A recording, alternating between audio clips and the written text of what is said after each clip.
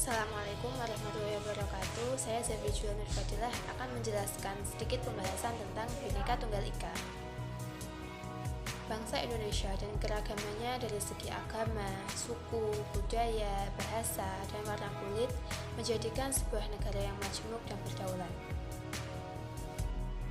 Secara harfiah, kata Bhinneka Tunggal Ika sendiri berasal dari bahasa kuno yang berarti berbeda-beda tapi tetap satu jua. Bhinneka Tunggal Ika menjadi semboyan bangsa Indonesia yang tertulis di dalam lambang negara yaitu burung Garuda. Secara etimologi, kata Bhinneka Tunggal Ika berasal dari bahasa kuno yang jika dipisah yaitu memiliki arti Bhinneka yang berarti beragam, Tunggal yang berarti satu, dan Ika yang berarti itu.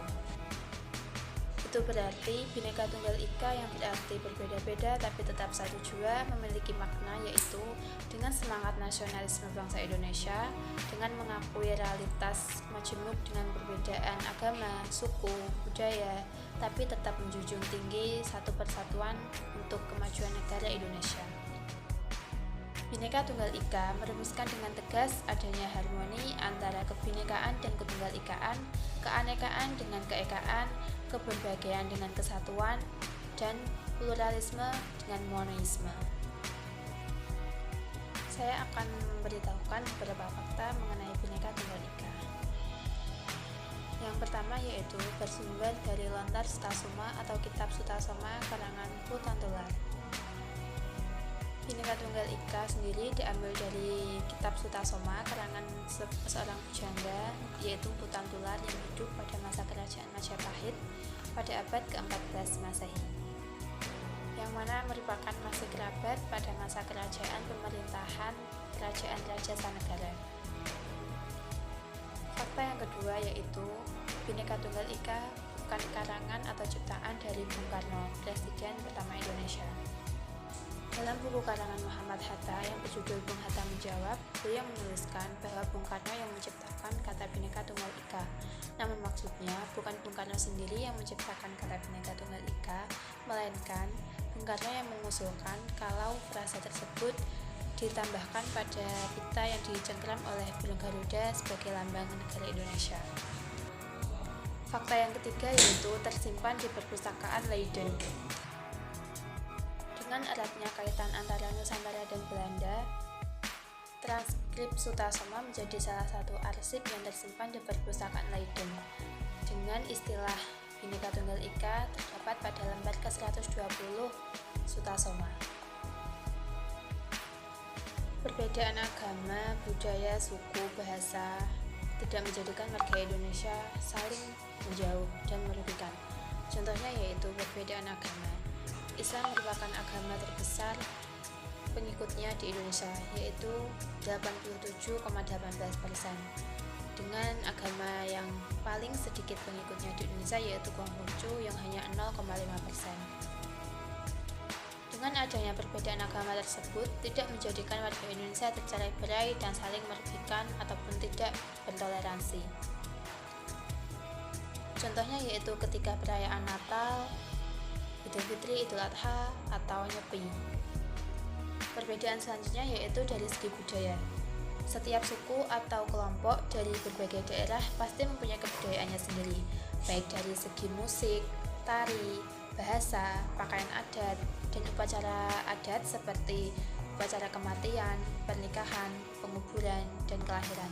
Pasti memiliki berbagai cara yang berbeda dari daerah yang berbeda. Itulah yang dinamakan Bhinneka Tunggal Ika.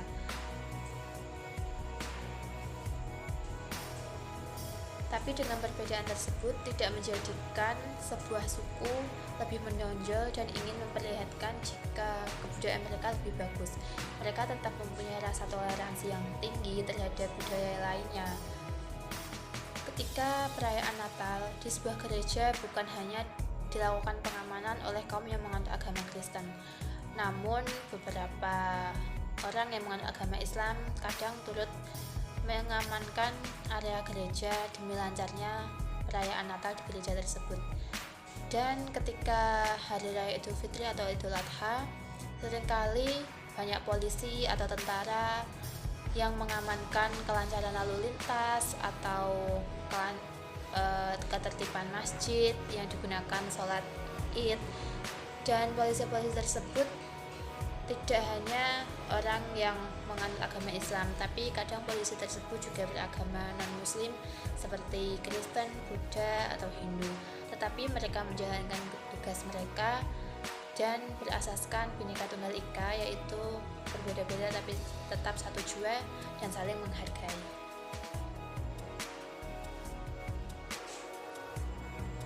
Dengan perbedaan-perbedaan tersebut, tidak patut bagi warga negara saling menjatuhkan atau merugikan. Namun, patutnya sebagai warga negara yaitu kita saling bertoleransi, menghargai, dan menghormati perbedaan yang ada. Karena di zaman yang semakin maju dan berkembang akan teknologi serta modernisasi di zaman sekarang ini, akan ada konflik-konflik baru yang muncul antar suku. Oleh karena itu, untuk menghindari perpecah belah antar suku, kita hanya perlu bertoleransi, menghormati, menghargai, serta menjaga tradisi dan kebudayaan yang sudah ada tanpa menghancurkan atau menjatuhkan kebudayaan lain. Demikian sedikit pembahasan yang saya sampaikan mengenai Bhinneka Tunggal Ika. Kurang lebihnya dan kesalahan dalam penyampaian, saya mohon maaf yang sebesar-besarnya. Saya Zabidul Fadilah dari kelas Kewarganegaraan D mengucapkan terima kasih dan wassalamualaikum warahmatullahi wabarakatuh.